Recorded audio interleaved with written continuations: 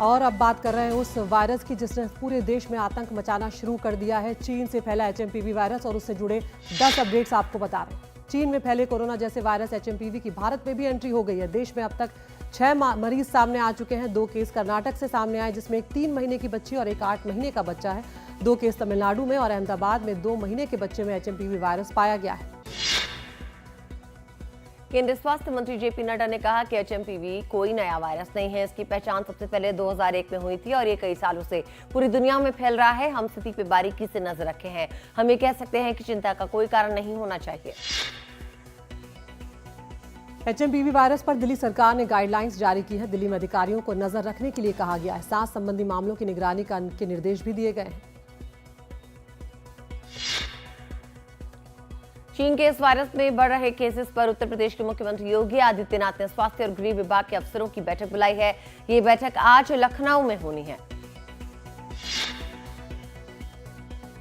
ICMR ने भी लोगों को कहा है कि एचएमपीवी वायरस नया नहीं है। ये पहले से ही भारत सहित दुनिया भर में मौजूद रहा है, इसलिए घबराने की जरूरत नहीं है। बस लोग एहतियात जरूर बरतें।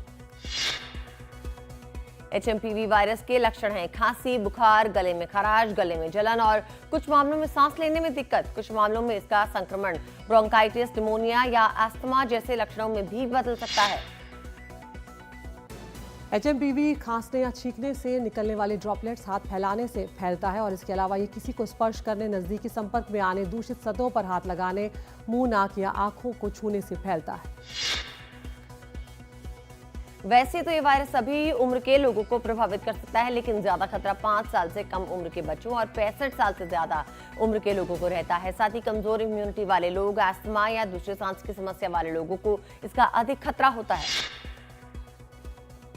इस वायरस को फैलने से रोकने के लिए कुछ उपायों पर जोर दिया गया है, जिसमें से हाथ धोना, मास्क पहनना और समय पर जांच करवाना बेहद जरूरी बताया गया है। एचएमपीवी और कोविड-19 में कई तरह की समानताएं हैं, जैसे दोनों सांस से संबंधित बीमारी का कारण बनते हैं। दोनों बुजुर्गों, कमजोर इम्यूनिटी वाले लोगों के लिए ज्यादा खतरा पैदा करते हैं। साथ ही इन दोनों बीमारियों के कई लक्षण मिलते जुलते हैं।